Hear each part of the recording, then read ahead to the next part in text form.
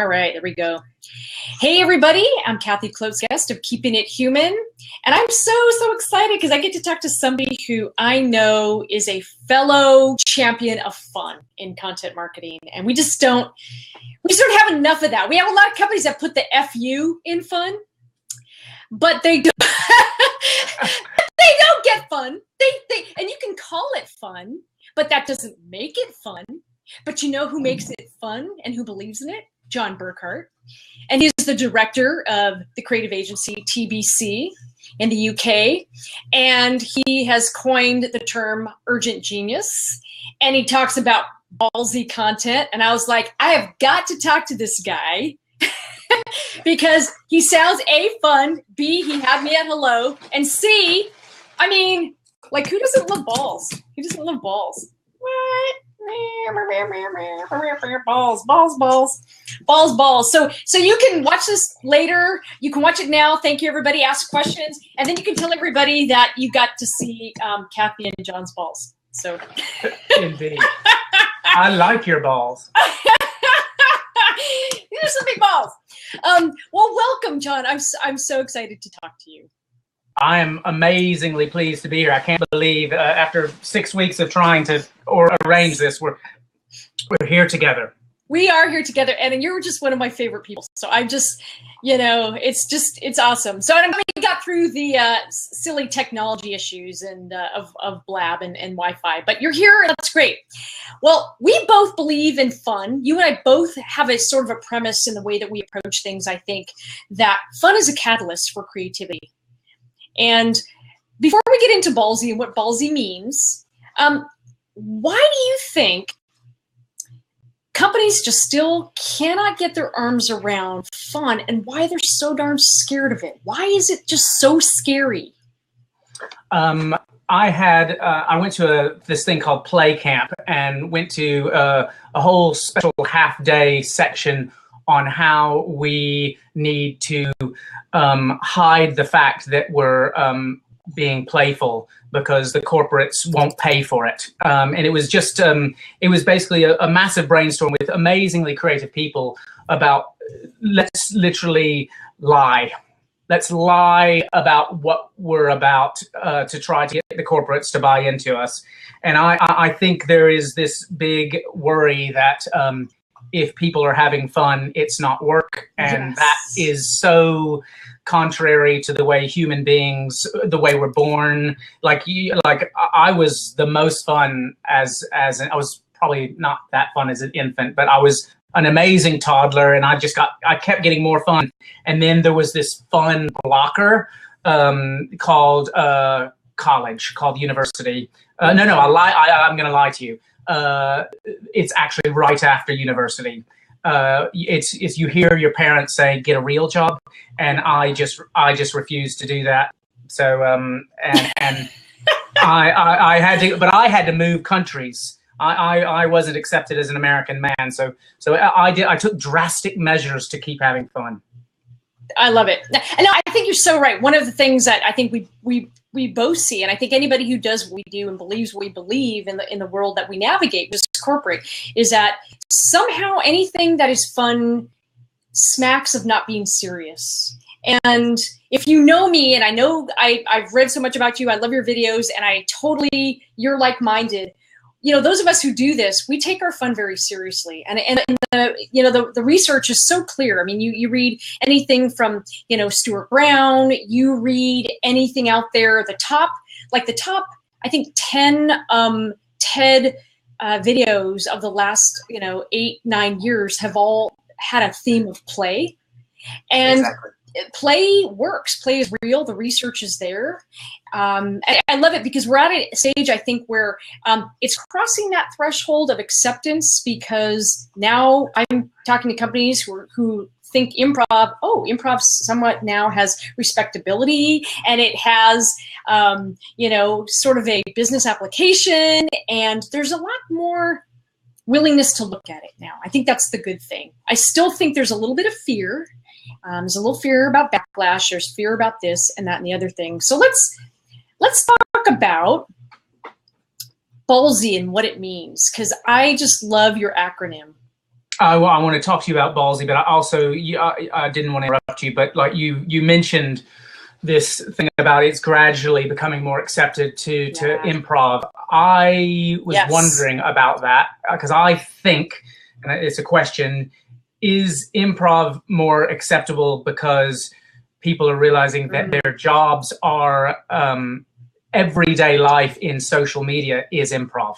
Yeah. Before social, it was take time, ruminate, discuss, go out by the pool, and in a month and a half, consider maybe doing something if you feel like it. And now it's like, get a tweet out in 3.5 seconds. That's such a great question.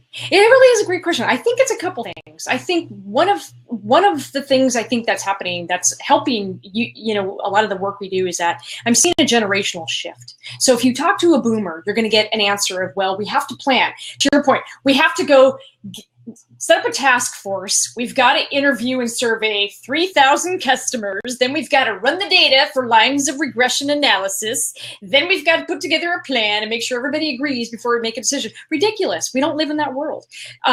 So part of it is shifted. You're right. I mean, we're in a world of real time. And if we're going to think about real-time marketing, what that means, mistakes are going to get made. People are going to have to try. They're going to have to learn. They're going to have to grow. They're going to have to show up and be real. So that's part of it. And I also think what's that generational change is that if I talk to a boomer, they still have a hard time getting it. But if I talk to a millennial executive, and in where I live in Silicon Valley, you know, there's so many tech firms that are being started by millennials. They just have this attitude of, well, of course we're going to improvise it. Well, duh. Yeah, of course. Why wouldn't we? And there's such a huge attitudinal shift that it's refreshing. And in some cases, you know, maybe a little bit to the extreme of, if I can even say that, because as an improviser, I'm like, let's go do this, but maybe we should plan first. And there's a healthier attitude towards risk, and there's a healthier attitude towards empowering employees and letting them make mistakes. Whereas a whole other generation ago, Jon, God forbid that an employee make a mistake. Well, guess what? They're human. Mistakes are gonna get made. When we're trying things, mistakes are gonna get made. So I think if you don't have a big value of trust in your employees, you will never, ever be an improvisational company. You just won't.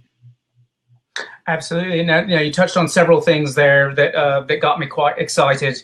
I'm just taking first off, you mentioned some beautiful jargon, which I believe your term for that, is it jargoneria? Is that it? I have a bunch of ones. I call it jargonstipation, jargoneria, jargon monoxide poisoning. I have a bunch of ones that I use in my talks, and pretty much everyone makes people laugh. And I love that. When my audience is snorting, I'm happy.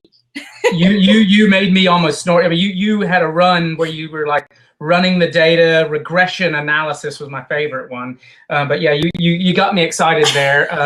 So I kind of got a little off track. But the culture, like you live in Silicon Valley, which is not fair because I don't.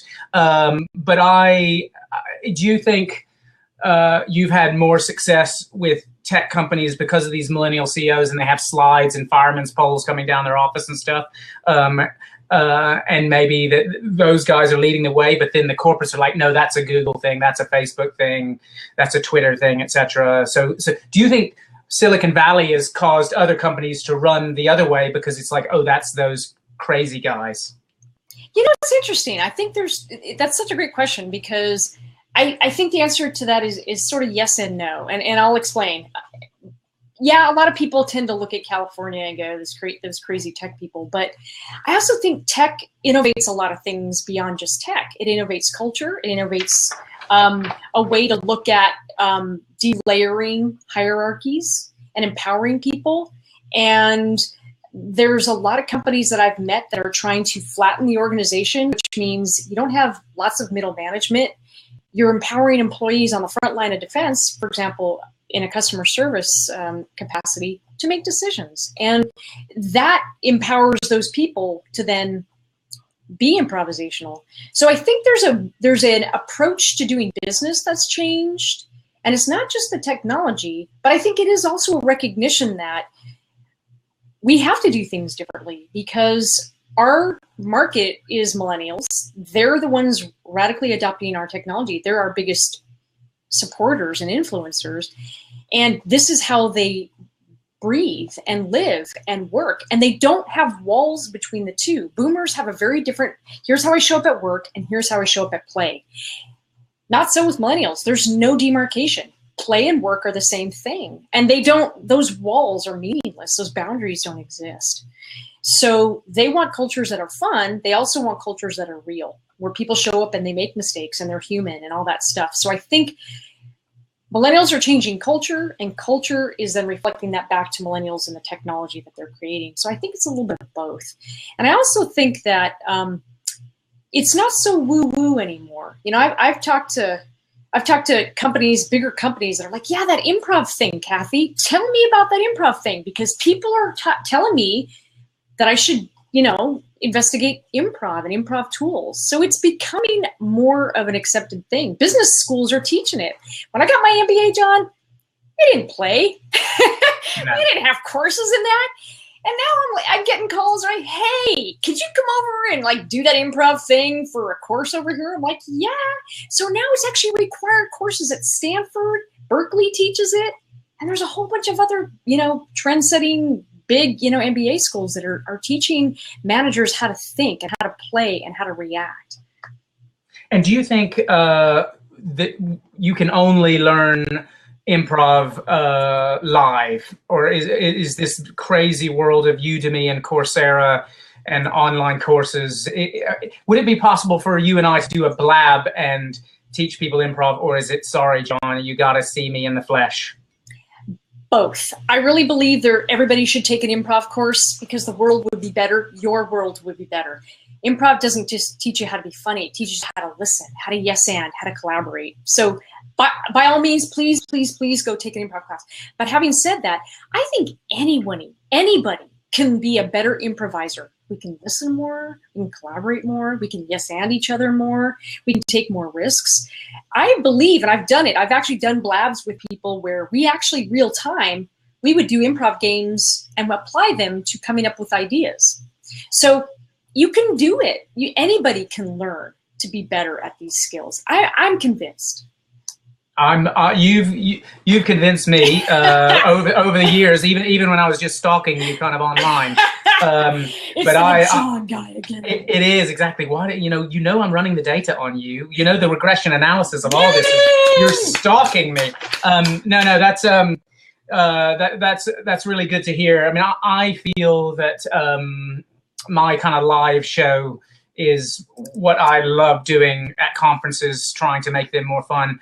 But the essence of my sort of ballsy thing, and I'll kind of get into that because I know you asked that several minutes ago. And the essence of that is essentially, how do we stand out as brands? Yes. And I'll quickly take you through with the use of several props, including something I bought for you just an hour ago. Haven't even had time to open it up. Yay! But before I get, unfortunately, it's a physical thing. So I can't actually send it to you over the blab, although it feels like I might be able to fit it into that square. So this is, do you recognize this at all? Yes, I do. It's a ball gun. It is a ball gun, exactly.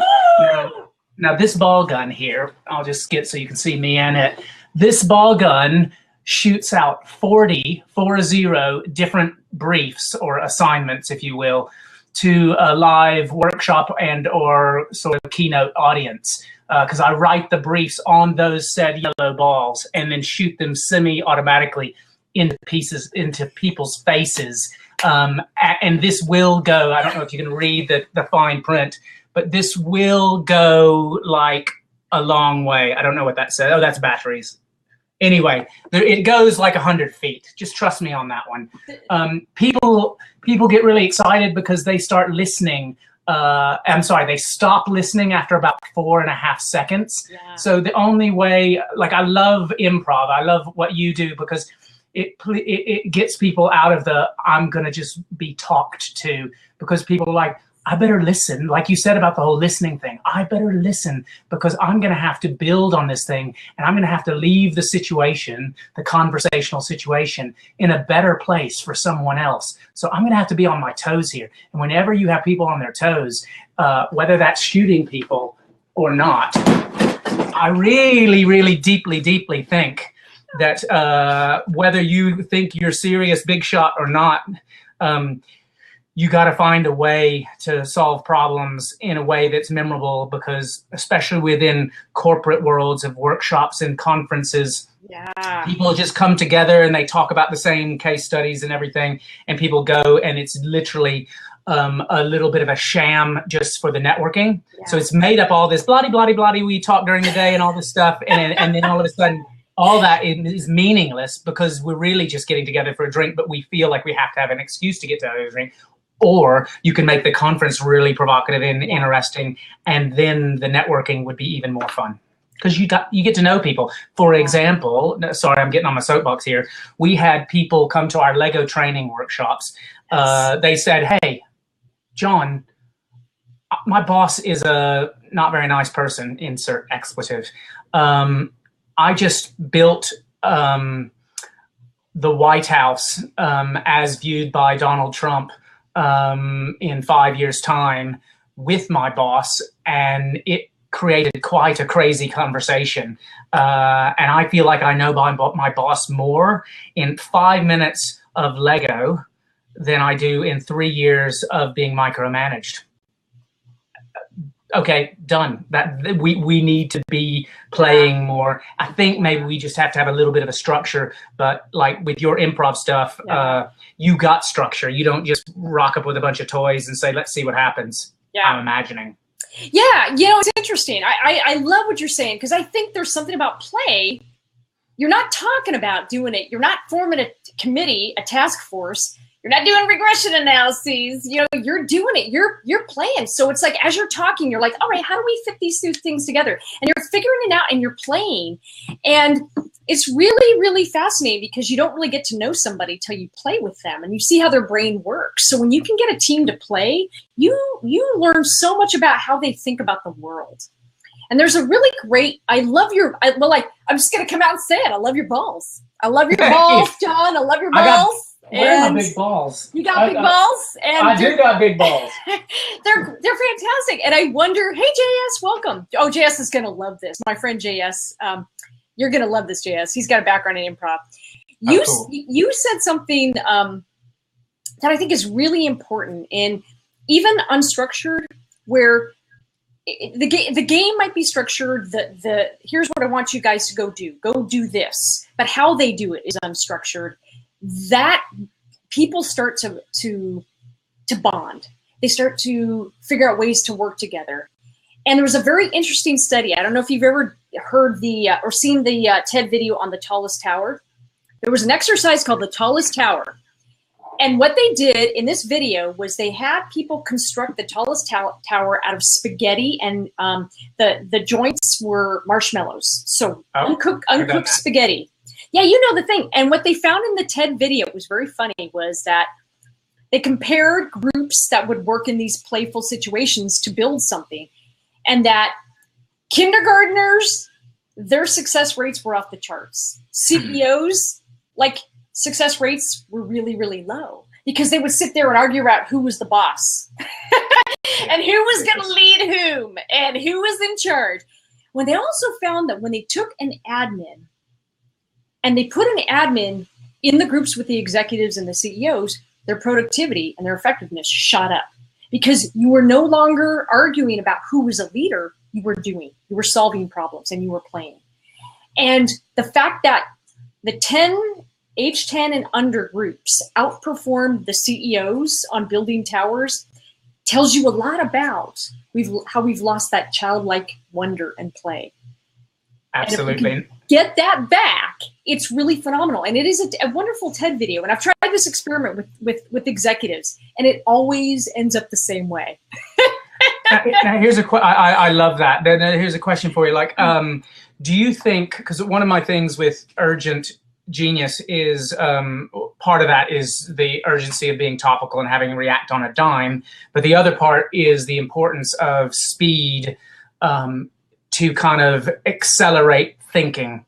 Do you think putting timed, putting a clock on things in the workshops and exercises and keynotes and things that you've done has helped enhance creativity? Because what I saw, I've played these games before, and where people like think, okay, so what's the big plan? Where I would rather just start building, see what happens. Yes. We're on a clock, and what I've really found is when I inject movement into my workshops where there's scarcity. So I do 100 briefs, like for this broadcast channel in the UK. I did 100 briefs on 100 different of their really successful, very social TV shows like Supernatural and Made in Chelsea, etc. But the briefs were, there was only one of each, and you had to come up with the first idea you can and get it back on the table. And it was quality and quantity, and there was fights. This was before my balls. No, not before my balls, but before my guns. So people couldn't shoot each other, but they could like still fight for briefs and stuff. But I feel like, I know I like doing it because it makes a good video, but I actually think it enhanced their creativity, the speed element. Yes. Oh gosh, sorry, my phone's ringing. Let me just cancel that. Okay. Very good. Continue. Does speed play any part in your workshops and your approaches? Yes, that's a really important point. Creativity loves constraints. Creativity loves constraints. So if I say to somebody, I give them an hour to complete an exercise, there will be no difference. And actually, diminishing returns. Versus if I say, you've got 20 minutes, go get this task done. Because the more time people have, they spend talking and planning versus playing and doing. So I did timers and timers. In fact, one of the things I really love to do, Jon, is I just have my passions. All right, this is your audience. Take your passion as a company, what you do. What's one big passion of your users? I want you to come up with new ideas for products or whatever it is, or content marketing campaign, whatever. You got 10 minutes. Then they'll come up with a bunch of stuff. And then I say, all right, now a third passion, add a third passion to that and mix it up. Now add a fourth. And by the time they're done in about 20, 25 minutes, they've generated maybe 60, 70 ideas. Not all of them are viable, but ends up being that maybe about a dozen of them are. And a dozen of them make some pretty great campaign or blog topics. So I love giving people time constraints because it forces them to just get right into it. There's no wind up. There's no foreplay. There's no creative foreplay. Just get into it. That way they're forced to start to make decisions. And people love it. It works. And even the people who are naysayers initially, I find that they are having so much fun that they're laughing and they're like, can we do another one of these exercises? I'm like, oh yes, because that's what this whole workshop is. Brilliant. Yeah, absolutely. And how do you find with sort of the ballsy stuff? I mean, how are you getting people to get past the overthinking it and just jump into it? For me, I actually just start with what ballsy means, and that kind of people know that when you go through the acronym, I actually start and I go literally for the jugular, or to literally strangle people where like they have to come up with the craziest idea ever, because the B, sorry, that was just an effect there. And then I was thinking, actually, people need to understand what I'm saying, so I won't strangle myself. B stands for brave. What is the bravest thing that your company could do right now to turn its content on its head? And we just go right for this massive brick in the window. We shatter all expectations, and we start with the wild, and then we gradually get to things that are a little more comfortable. So I just like going for it. Within the first 5 minutes, I've leveled the playing field, because I've decided, hey, for my sins, when my book came out out, newsjacking the urgent genius of real-time marketing.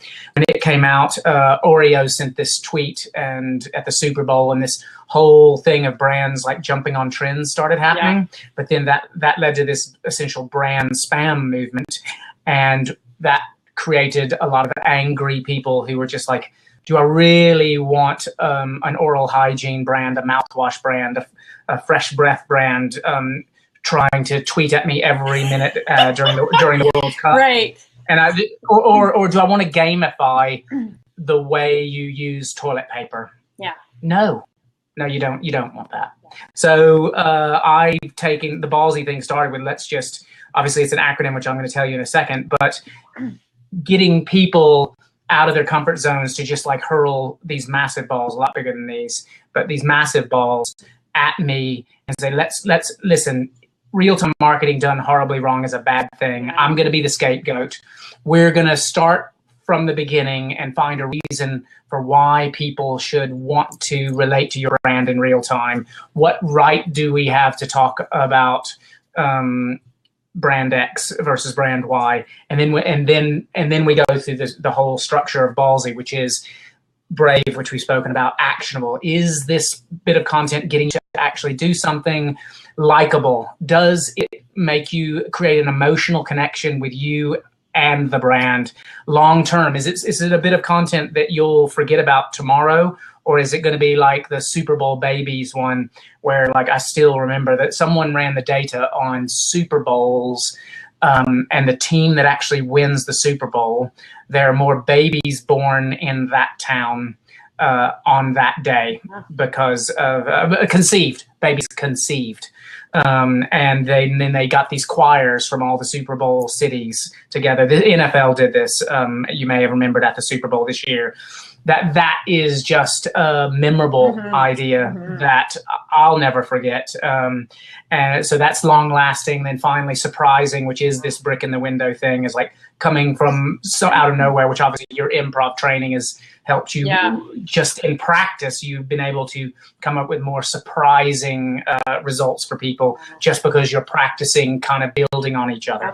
And then finally, the most crucial bit is it me talking about me trying to sell mouthwash, or is it all about you, the customer? Is it you-centric, and the data will help you make sure that it's about the customer and what they want? So that is Ballsy. Once I set up Ballsy, then we have to unpack each step, and we do it. I do it in a lot of different sectors. I'm having a lot of success in the world of sport because when you think about engaging fans before, during, and after matches, it doesn't matter. People will want to hear from their club much more so than they'd want to hear from a mouthwash or a toilet tissue brand. So my principles will work for all brands because every brand needs to create something useful and of value to be memorable for who they're trying to reach. But I particularly think it's good to start off with, here's the framework. Now let's leave all your preconceived notions at the door. We're going to have some fun. There's going to be some Legos. Some people are going to get hurt. It's going to be dangerous. We're going to shoot things. You're going to be able to shoot me if you want. And if you have a question, and you raise your hand like a school child, I'm not going to answer it. I told you, Kathy, throw a ball at me if you have a question. If you have a question, throw a ball at me. One of these. It's not that hard. One of these. But just the act of hurtling this through the air to puncture your face is going to make you think, actually, that was quite fun asking a question. Because the whole thing is, I hate hearing myself talk. I sound like a redneck who's spent 17 years in London. I need interaction. Well, speaking of which, that is a great segue because somebody asked about your accent. Somebody said, "Where's Jon's accent from?" And I was like, "Because it's not your normal heavy like English accent." And so tell us about it. Somebody wants to know. Okay. Do you know? Just because I like personalizing things. Do you know who? Do you know who wants to know? At heroin_Gluego, and you're right because it is a mix of American and UK, and that's why I think everyone's like, "Where's Jon from?" Yeah, I've got problems generally because my problem, Helen, is I come from a land where we have a very strong accent, but my wife has an accent that's even is stronger, and our kids have no hope at all. So I am from Memphis, Tennessee, 26 formative years here. I'm in Memphis right now. You can see how hot it looks there. It's 110 degrees out right now. Home of Elvis. Home of Elvis. Home of Elvis. By the way, if any of you people on the blab would like to come visit me in Elvis, I'm getting my mom on Airbnb today.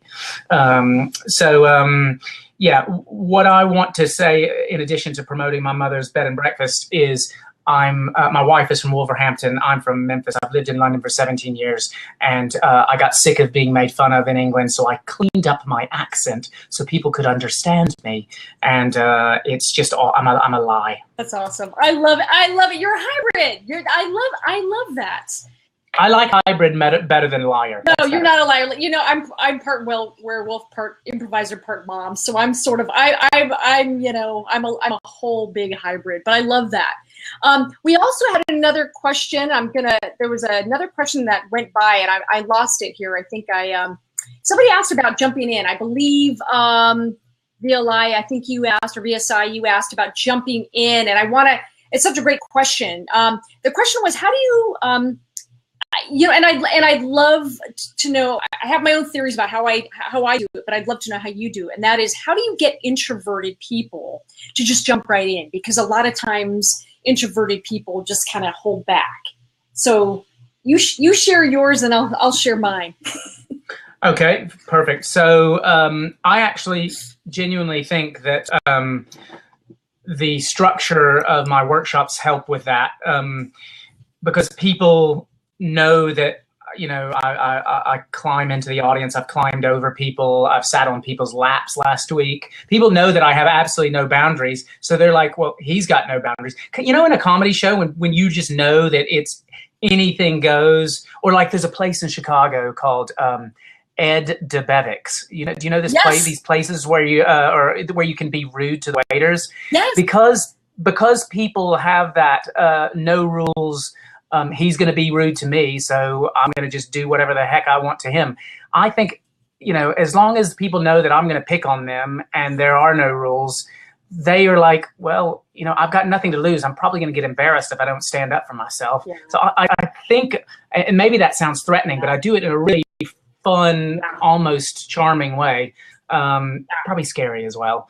But I think that levels the playing field, knowing that anything can happen. This guy's kind of off the hook, but in a good way. So I'm going to protect myself. Love it. And it's funny. It's a great question. Thank you for asking it. VSI. I actually find that people want a reason. They want to play. And I have never had I've never had it where even the most ardent executives that are like, all right, giggles, make me laugh, say something funny.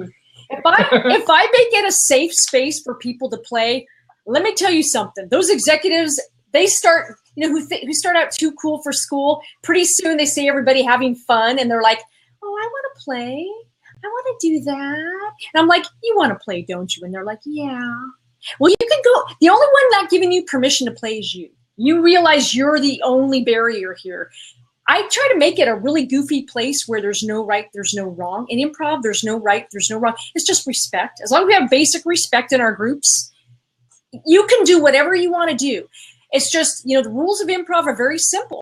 The rules are make your partner look good, yes and the crap out of everything your partner says. So there's no yes but or no or that won't work. We yes and each other, we listen, there's respect, and we focus on our partner and make our partner look good. Not, no, that's a stupid idea, but yes and let's figure out how to add on to that idea. And those are really the only rules. And I think that even the most introverted people in small groups, I'm telling you, it has never happened where introverts hold back. Introverts get an energy from being yes-anded. We all do. If somebody yes-ands your idea, you're going to come up with more ideas. If somebody yes-buts me, well, I'm going to shut down. I'm going to stop being creative. And so the only rule, honestly, is that we radically yes-and each other. And honestly, I've never seen introverts not jump in. In fact, some of the best ideas are introverts. And then people go, really? You're an introvert? There's no way. You're not an introvert. They are. It's just the beautiful thing about improv is that when we do treat each other with respect and listen and focus and yes and each other, we bring out everybody's genius, everybody's great ideas. That's the beauty of it. Absolutely. That was just an amazing riff that you just had. I got loads of things on that off of that riff. I had an improv-gasm. I'm sorry. I just did. In fact, it has just happened, folks, before our eyes. So no, there was so much meat there. I'm wondering, like, creating a safe space. I know I kind of might have described it as a dangerous place, but I think the mentality is I've created this is going to be fun. Jon's really relaxed, so I can be more relaxed. I'm wondering, what about power plays? Sometimes accidental, sometimes planned spontaneity happens, but I like also leveling the playing field. For example, there is a famous, I spoke at a conference with 200 sports marketing directors from universities. There is a famous university that created Sebastian Coe, Paula Radcliffe, Clive Woodward. Yeah. And I decided I would pick on them from the very moment I got on stage. They are everybody's, like, it's almost like, well, these examples will ring foul, but it's like picking on Man United, Manchester United, or Golden State Warriors or whatever. But I feel like one time I accidentally bounced when I was doing like hard rubber balls in my conferences before I got deafened. I bounced a ball and it hit the managing director of a massive TV company, broadcast network in the UK. And I kind of didn't know that he was the managing director, but everyone kind of had this. And then because he laughed and like literally came back with his brilliant little thing about me not getting paid, I thought it just created this level playing field where the boss was going to have some fun. Documentary director friend of mine has this tactic when he did a thing with Naomi Campbell, and he always, whatever famous person he's kind of dealing with as a subject of his film, he always makes a point of, hey, Naomi, can you pass me that stapler? He even just something silly, but that just, and she's like, yeah, I mean, any human being, regardless of how big your ego is, you can pass a stapler. Do you think there, in some of your workshops, there needs to be a blatant leveling of the playing field? Because I just sometimes think the dynamic when bosses are in the room is different. Well, there is, and one of the things that I start out with, and then I'm going to get to Jenny Q. You have a great question. I think that is a great point, and I'll tell you what I do is I start out with everybody completely on the same level. We start out with like a basic warm-up game, and either it's a sound ball and you have to throw the ball and make a noise, or do something silly, and executives have to do it too. Oh, no. Cool. Nobody gets to participate in the groups if they don't go through these warm-up exercises, because everybody has to do it. That means fundamentally everybody starts out on the same level, having to do the same stuff. There is no hierarchy. There is no my idea is better than your idea. Check that at the door. What it is it's our idea, because collaboration isn't about gluing your idea and your idea and your idea, but collaboration is about emerging from that room with ideas that never existed before, but for the fact that we came up with it together. So this whole of my idea, your idea, doesn't play here. Go leave it at the door. Everybody participates equally. And if I see people not yes-anding in the group, one of the things that I do is I force them to wear rubber bands. And every time they yes but somebody, boink, boink, boink, boink. Oh, I love that. And you know what it does? Some of those people come back with very sore wrists, but here's what it does. It raises their threshold of awareness, Jon, about how many times they say, no, that won't work, or that's a horrible idea, or this is just nonsense, or this is, whatever it is. Because a lot of times people will say those things and they just don't realize how much they're saying it, but that will destroy another person's ability to try to generate ideas. So I love that. I shut that shit down. I'm going to just be real. I shut that shit down. Yeah, no, I love that. Your boink bands are my balls, because I'm giving you some high fives. I'm high fiving your boink bands, because the boink bands are like what I do, because I get people. My boink bands are Jon's balls. Your boink bands are my balls. Yeah. because when I get people to throw balls at people who are being out of line and yes butting blocking, then that automatically, because balls kind of hurt, like boinking hurts, banding hurts. It levels, but also when you use the same projectile to congratulate, then you know that, because I love the Marmite situation, love, hate, kind of anger, amusement. Jonah Berger in Contagious brings up the fact that of the 6 top most shareable emotions, amusement and anger are 1 to 6, with interest, surprise, and delight, and a couple other things in between. But I love anger and I love amusement, and I get people to ball each other for both. And it sounds like you're boink banding. Do people boink band just for? Do they boink band just for anger? They don't boink band as a "you're amazing"? Because I think pain can be good or bad. Well, here's one of the things I like to do is I like to make it. People self-regulate. So you're not boinking other people. That sounds so great. That sounds so wonderful. That's another tweet. You're not boinking. I love it. We talked about boinking. We learned about balls. We learned about, so I want people to self-regulate, because here's the thing. You're really responsible for your own behavior. So it's really about, self-regulation with the rubber band. But what I do ask people to do is, when they see an idea they really like, and here's what I encourage people to do: take a Post-it and write on a Post-it how much they like the idea. And then at the end of the workshop, what I have people do is they put Post-its on each other's backs. Now, it's something I like to do because some people maybe are shy and they don't want to say it to somebody's face. So they can put it on somebody's backs. They can go up to somebody's back. We go through a line. We high five each other. I learned this in improv. Before I do a show, Jon, every time I take the stage, my improv group, we look at each other and we say to each other, I got your back. I got your back. This isn't about me. I got your back. And so I have them go through a line, high five each other, and then they're free to put a message of support about what they really liked about something on somebody's back. And then people will come and they'll have like maybe 30 or 40 Post-its. And this is just me who does this. This is a Kathy thing. And then that way they can see all the encouragement of support that, wow, somebody really liked my idea. And it gets people into a positive idea generating kind of thing.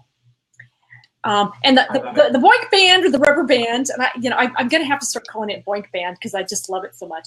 But that's really for somebody's own self-awareness, because not only do we yes but other people, but I think one of the biggest things that I think people do is they yes but themselves. Before they even get an idea out, they've already judged it. And so I tell people, if you're yes butting yourself, pull it twice, not just once. Yeah. Pull it twice. Yeah. How are you self-sabotaging your own ideas? Because that's such a big, important thing. So that's kind of how I do it. Yeah.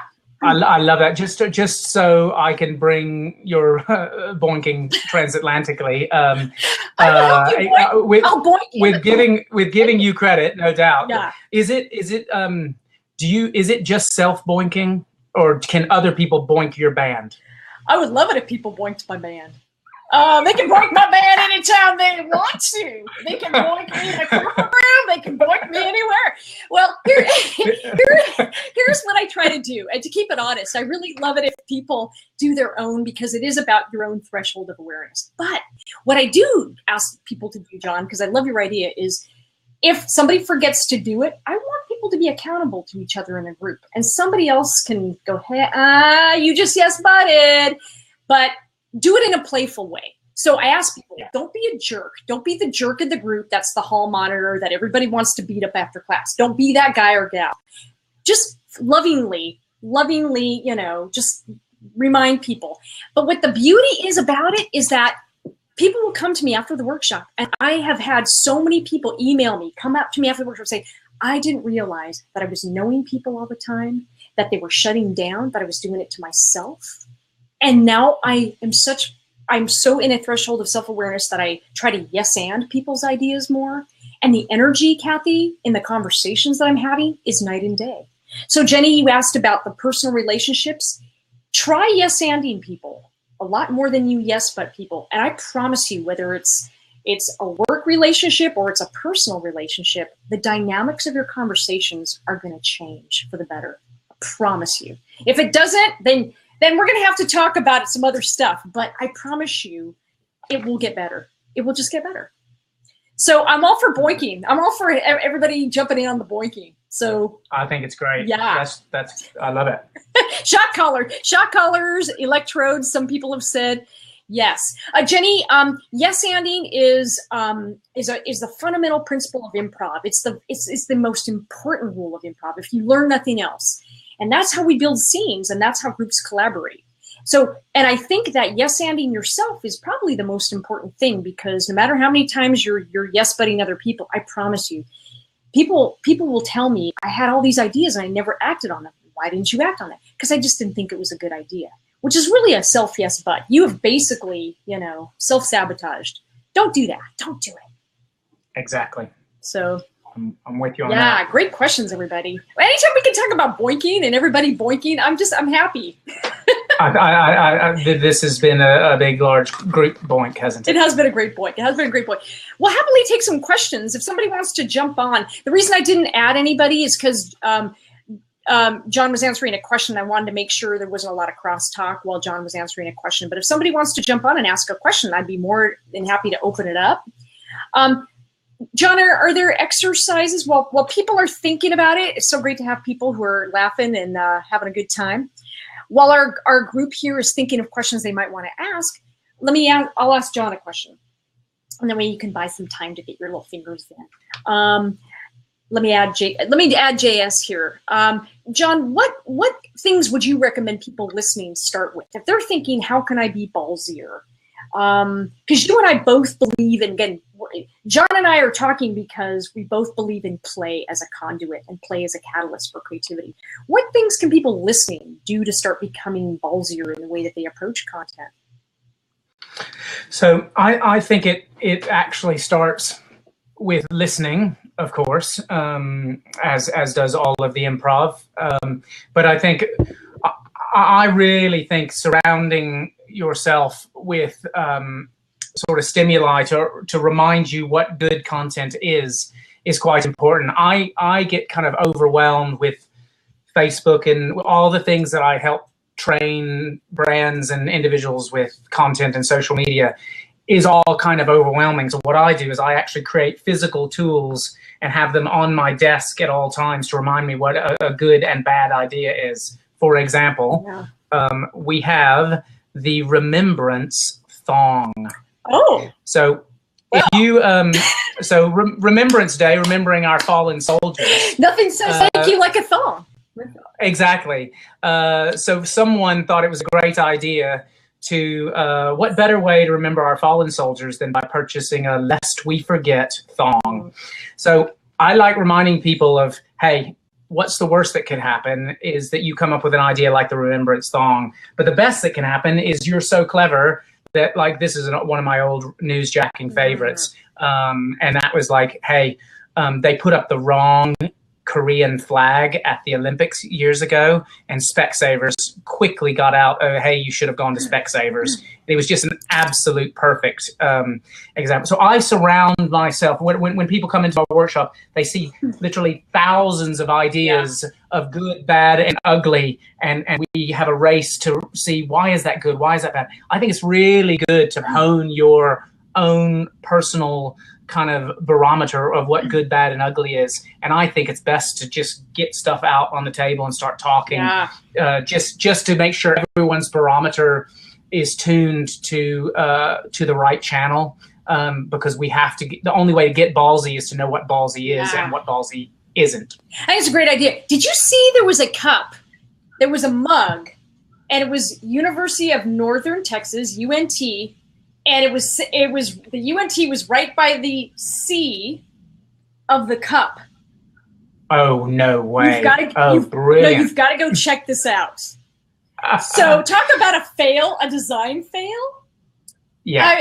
Wow. I was like, does anybody see what I see here? Because that's kind of like the iPad. Were there women on the design team? I'm thinking they probably were not involved. And it's just, you've got to look it up. It's like UNT, and the C right there by the UNT is the handle of the mug. And I'm like, oh Lord, have mercy on me. I think it's helpful to bring out all these what I call balls ups. Yes. The C mug is definitely a balls up. The UNT mug. Definitely got to look at it. But, look at that. Hey, JS. Hi. Really enjoying your conversation, and speaking a little bit before I ask my question to what Jon was saying. You know, I remember many years ago watching Saturday Night Live when they were making fun of a razor that had 4 or 5 blades in it, you know, for shaving your face. And then what, 10, 15 years ago, we now have razors on the market with 4 or 5 blades in it. Mm-hmm. You know, from that standpoint, it's like one day it's parody and the next day it's reality. And, you know, why not? why not? If it, you know, so if you can dream it, you can do it. That's what they say. The issue that I have a little bit, and I don't want to sound elitist or anything like that, but it has to do with democratization out there. You know, lots of people say they're storytellers and they can't even articulate a couple of sentences. Yeah. In the workplace, using improv, and you go in there, the yes and. There are people in the workplace these days that really, maybe they shouldn't be yes-anded. Maybe their voice really shouldn't be counted. Maybe, right. And I struggle about this mentality, and it starts with kids. You know, when I was a kid, you'd go out and they'd say, you sink a basket playing basketball and we'll get you ice cream. And if I did it on the first try, they'd say, no, you got to do 2. Well, nowadays it's, you know, try and sink the basket, and then it became, good try, I'll get you the ice cream anyway. Nowadays, the kids don't even have to try and shoot the basket. And so we get that kind of mentality out in the workforce. And so when you go in there and you want to play these games or you want to use creative methodology mm-hmm. in the workplace, it seems like maybe there are people that kind of go through the actions or whatever, but you get the sense like, I wish they'd leave the room, or maybe that's somebody you should fire. I don't know how you deal with that mentality or those people or. Yeah. What a great question. Thanks. Jon, what do you think? I mean, I deal with this a lot in workshops, especially around when I'm dealing with a company that has compliance issues, like some of the sectors around legal and pharmaceutical, healthcare, etc. A lot of the sort of middle managery types, even within my earshot, I can hear them saying, this guy's a lot of fun, but we'll never, ever do anything that he says. So it's kind of a waste of time, which is a real, could be viewed as a blow to my confidence. But I think the way I've dealt with that best is by just championing the people who really do get it, who are going to be taking their jobs anyway. And an example springs to mind where it was a heavy compliance kind of company.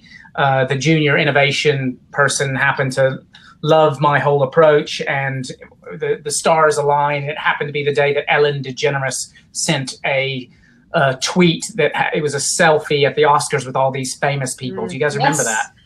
Yeah. And she, this junior innovation officer girl, like first job, had a great idea, and she came up with it to kind of where you could put your face into that scene, got her friend to sort of code it all up into a little simple site, and just did it off her own back. So I think I lost in getting that brand to do stuff immediately, but I won on an individual level. And I think I'm collecting individuals sometimes in my workshops more than I'm collecting companies. I just want a couple of people to just love it, because they're going to either move on or move up. And sometimes it's just about inspiring individuals and letting the naysayers be miserable and have a terrible time and ignore them. It's a great it's a great answer, and it's a great question, JS. What I have found is that all you really need is one champion who will step out on that limb and help.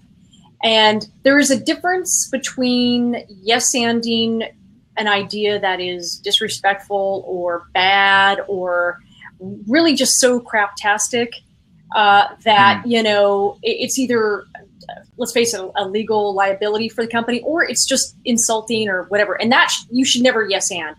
But I think a lot of ideas are killed before they come to fruition because they're not yes-anded. Somebody won't even give it a chance. So all I'm trying to get people to understand with yes and is, look, yes and doesn't mean that you're going to put a ring on that idea's finger. It just means you're going to take it out for a few dates, show it a good time, maybe call it the next day. I don't know. You're not committing to writing the check to execute. That's a really important concept. I think people think when they yes and, it means that they're committing to do the idea. No. Yes and just says, I hear you. Tell me more about that, so that we don't kill a good idea prematurely because we just didn't hear it out. And that's all that is. But if it's a really shitty idea or a disrespectful or just a bad idea, there's no reason to yes and it. But most people will not take risks, the kind that we're all talking about, because they're never yes anded. Their idea isn't even heard out. And I think a lot of companies kill potentially great ballsy ideas, badass and wonderful ideas, because they've never given it a chance. Good point. The one thing I was going to say about that, and that I see as a struggle with, really people not having time to walk the dog, and that's what it comes down to. It's like we do 6-second attention spans when things run by, that kind of stuff. So it's sort of like we really should be encouraging this person and moving them forward, even though maybe our initial reaction is shoot it down, but we shoot it down because we just don't have the time. We don't. So how do you work with these businesses where everybody, I work with ad agencies, they never have time, never for any of this stuff. So I just don't know how you let them walk the dog when they just don't have time to do it. Well, I think there's a difference between small ideas and big ideas that need a team to execute. If you're willing to let go and empower a team to make decisions on the front line of customer service, small little improvisational decisions, you got to let go. Because if there's a team that has to come together, a SWAT team, and regression analysis orgasms that are necessary, you're just never going to get anything done. It takes too much resources. But I see success in pockets, and I'm talking to a company today called Beta Brand in San Francisco. They do some really funny advertising. Why? Because their CEO has said, all right, if you have an idea, team, you can execute, but here's the deal. Execute it quickly and fail quickly, and then move on to another idea. And he empowers them. If you have an idea, go do it. So it takes that kind of, I think, organization and value, or at least microculture in your team, to be able to small wins. But if every tweet has to be read up the committee, if every, social media post has to be, a SWAT team to agree on it, my God, nothing's going to get done. So I really, just to build on Kathy's JS, I work with a lot of ad agencies as well, and I struggle, and I've in some ways had to throw in the towel with the holy goal, which is like, I love making stuff. So I lead hackathons. So I want to get C-suite decision-makery people into a 2-day workshop where we have strategy one day and we're actually making stuff so the penny will drop. Ad agency people are too busy pitching because they realize that their model is a little bit broken. So I'm having to go and drop that whole part of my consultancy offering and get little champions infiltrated within the company with like 90-minute lunch hour workshops and lots of little things where there is urgency. Yes. And I one of the things I kind of have to create fake deadlines like account people used to do back in the day. And with my South by Southwest workshop which Kathy and I have been talking about, I just had to say I only have time for this and these slots. You are an agency that needs it, and this is when I can be. and that urgency of you got this slot or it's gone is the only way I can deal with ad agency people. But I mean, I am an ex-ad agency person myself, so I know what it's like. But I think without that urgency, nothing will ever get done. Yeah, well, scarcity is Cialdini's 6th rule of influence. So absolutely. Exactly. Absolutely. And the more you're agonizing over a decision, you probably missed your window. And I think we're living in this world of real-time kind of moment opportunities. So you kind of have to decentralize and trust your people a little bit. But I want to do a quick check on time because, Jon, I know you're out there in Memphis and it's 2:30 here. So are you East Coast? Are you at 5:30 or 4:30? Are you Central? I'm Central. Okay. So it's 4:30. How are you doing on time? You got a few more minutes or? I got a few more minutes. Yeah. I just want to do the time check. Well, these are great questions. And if anybody else wants to ask a question or join us, we're happy to do that for a few more minutes anyway. I want to definitely respect everybody's time. Jon, tell me, what's one thing that you think today that everybody listening can do, just even in their own personal ballsy world? You know, sometimes ballsiness in a company is always hard because, as JS points out, you have the committee factors, you have the group dynamics factors, and you can't always control that. But what can you do personally in your own world to be ballsier? What's one or two things that people can do? I think the first thing is to look at your personal brand and engage with as many people as you can, but keep track of all of those engagements, not in a sycophantic way, but in a the one thing that I love the concepts of surprise and delight within content.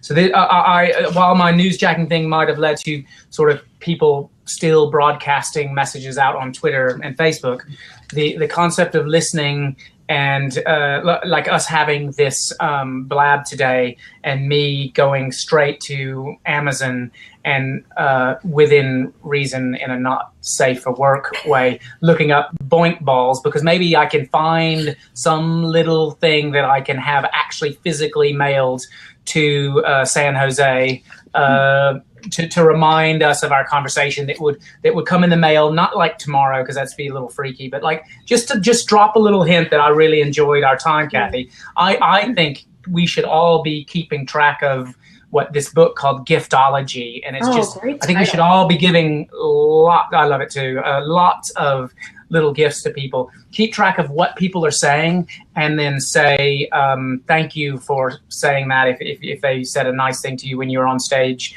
or in your workshop, and ask if you can quote it and just be giving as much love as you're receiving.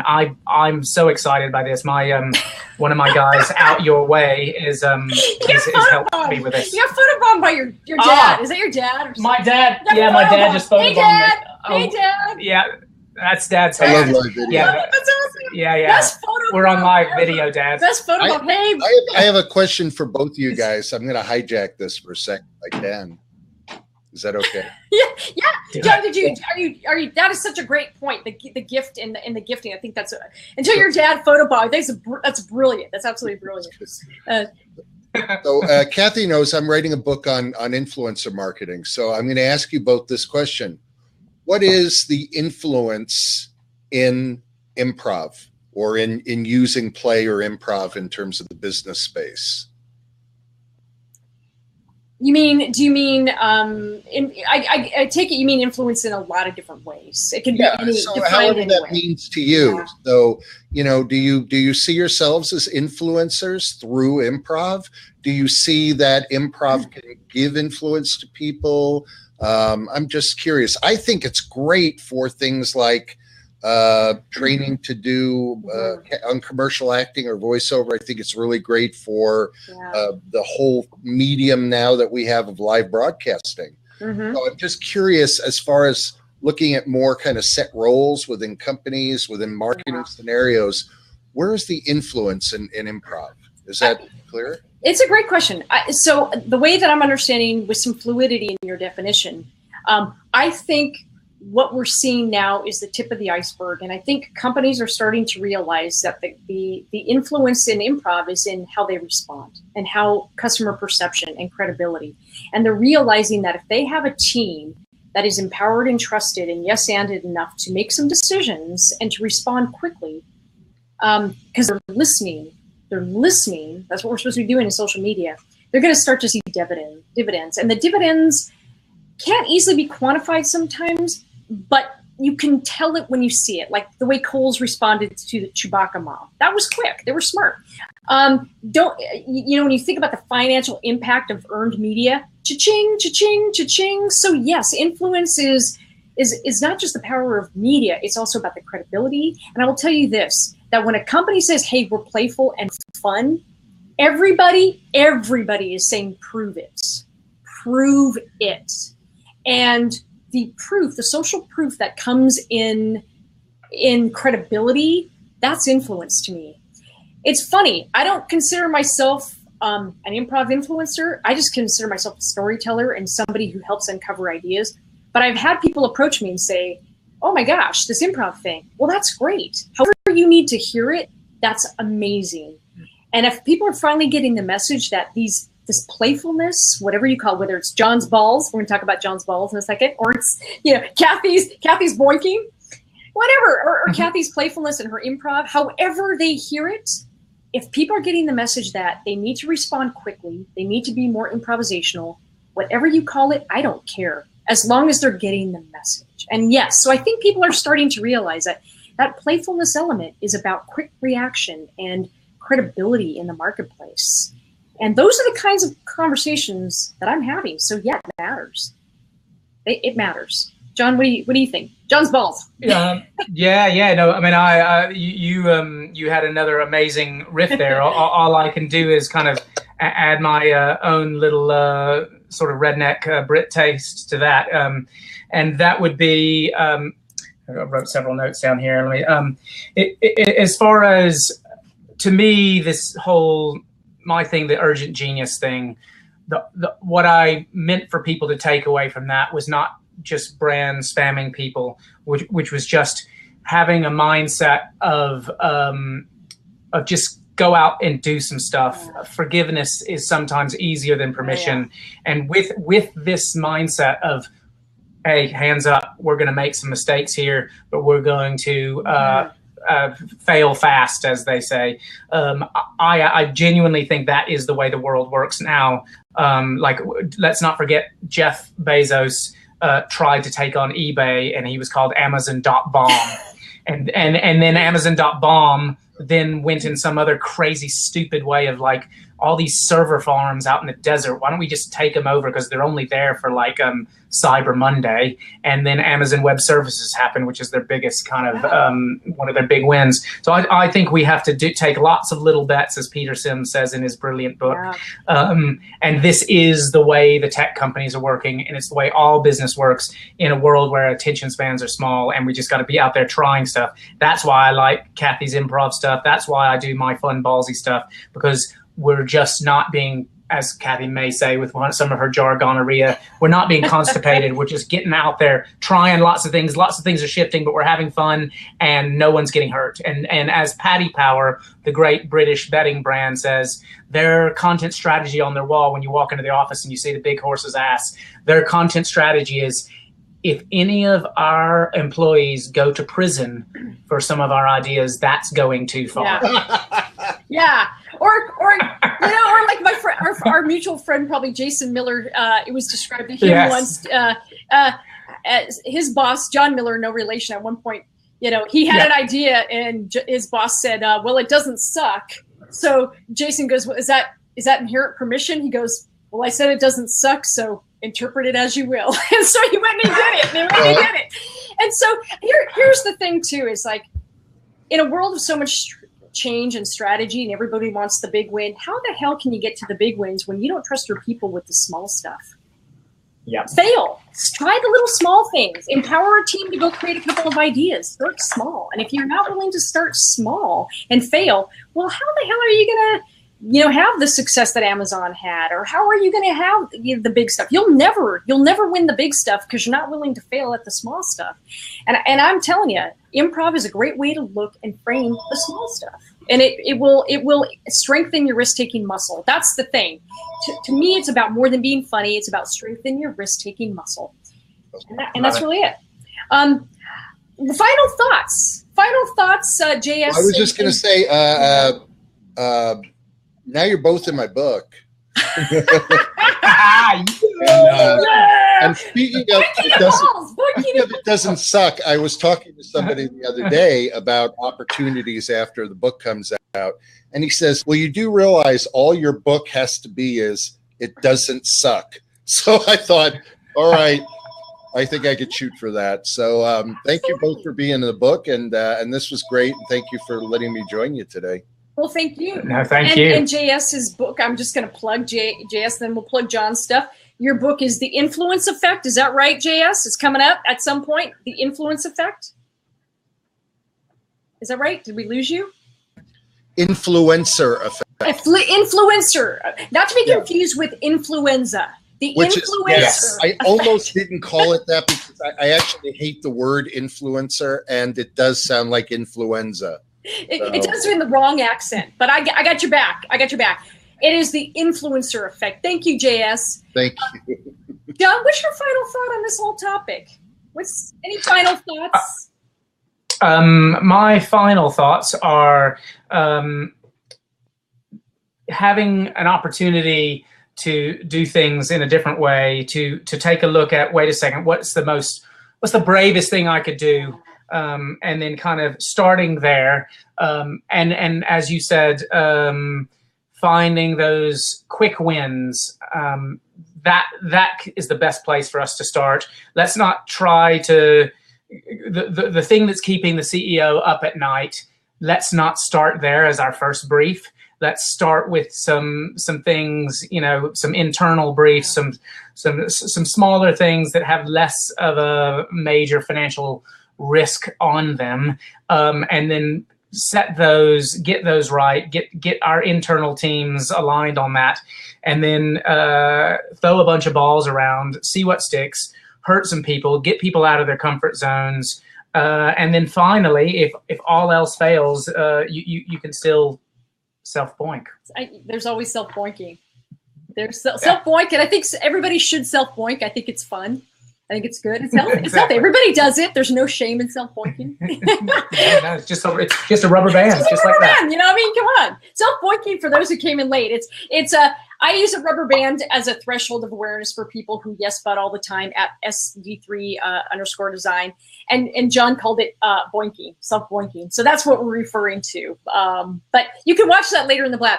Jon, where can people or who say yes but, absolutely, people who say no or yes but, who put ideas down, basically. So we're trying to promote a yes and way of moving forward with taking risks versus yes but. Jon, where can people find you? You're clearly at Jon Burkhart for your Twitter. Where do you want to send people? Just a little clarification. The boinking, you actually said I'll just boink my band. Right. So I actually just took that from your verbiage because I don't have a dirty mind. The balls, everything's above board. So that was the boinking was all you. I just brought it out. And where people can find me is at tbcglobal.live and at Jon Burkhart, and then Jon Burkhart on LinkedIn, and TBC Global on Facebook.